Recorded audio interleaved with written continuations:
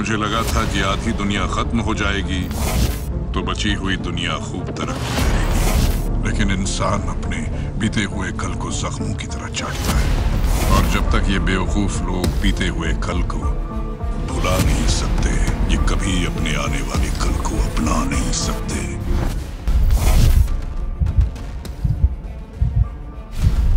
অতীত মানুষের সবচেয়ে বড় শত্রু, আবার এই অতীতই মানুষের সবচেয়ে বড় বন্ধু।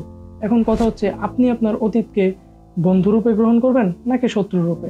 আমাদের অতীতে যেমন ভালো স্মৃতি আছে, তেমনই আছে ভয়াবহ স্মৃতি, আছে দুঃখ, বেদনা, কষ্ট এবং নির্মম বাস্তবতা।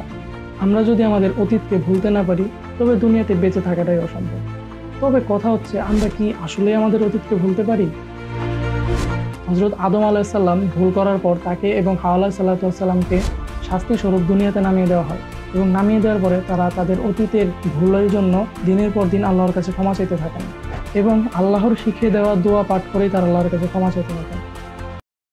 রব্বানা যালামনা আনফুসানা ওয়া ইল্লাম তাগফির লানা ওয়া তারহামনা লানাকুনান্না মিনাল খাসিরিন। রাসূলুল্লাহ সাল্লাল্লাহু আলাইহি সাল্লাম বলেন, আমরা যদি ভুল না করতাম এবং আল্লাহর নিকট ক্ষমা না চাইতাম, তাহলে আল্লাহ সুবহানাহু ওয়া তাআলা আমাদেরকে ধ্বংস করে দিতেন এবং আমাদের পরিবর্তে এমন এক জাতি সৃষ্টি করতেন যারা সকালে ভুল করত, বিকেলে ক্ষমা চাইত। আল্লাহ জানেন আমরা ভুল করব, সেই জন্যই তিনি তওবার দরজা খোলা রেখেছেন। আমরা যখন ভুল করে ক্ষমা চাই, আল্লাহ তখন আমাদের ভুলকে ক্ষমা করে দিয়ে আমাদের মনটাকে শক্ত করে দেন।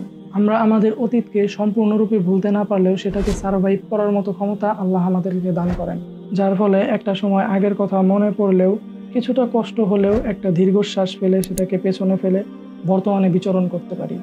মনে আছে আপনাদের একটা গল্পর কথা বলেছিলাম অনেক দিন আগে। গল্পটা হচ্ছে এরকম যে দুইজন সাধু সন্ন্যাসী একটা রাস্তা দিয়ে হেঁটে যাচ্ছিল।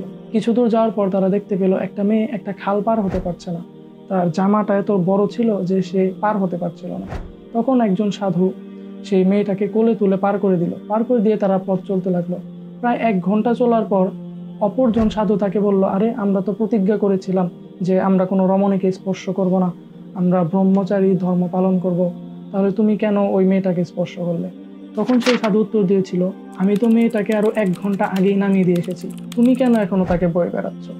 এর মানে হচ্ছে, আপনার অতীতে যেটা হয়ে গেছে সেটা হয়ে গেছে, সেটাকে তো আপনি ফেলে দিয়ে এসেছেন সেই অনেক আগেই। সেজন্য অতীত নিয়ে অনুশোচনা না করে অতীতের ভুলগুলো থেকে শিক্ষা নিয়ে আমাদের বর্তমানটাকে সুন্দর করা উচিত। তবেই আমাদের অতীত আমাদের বন্ধু হবে। এখন আপনি ডিসিশন নেন, আপনার অতীতটাকে কি আপনি বন্ধুরূপে গ্রহণ করবেন নাকি শত্রুরূপে?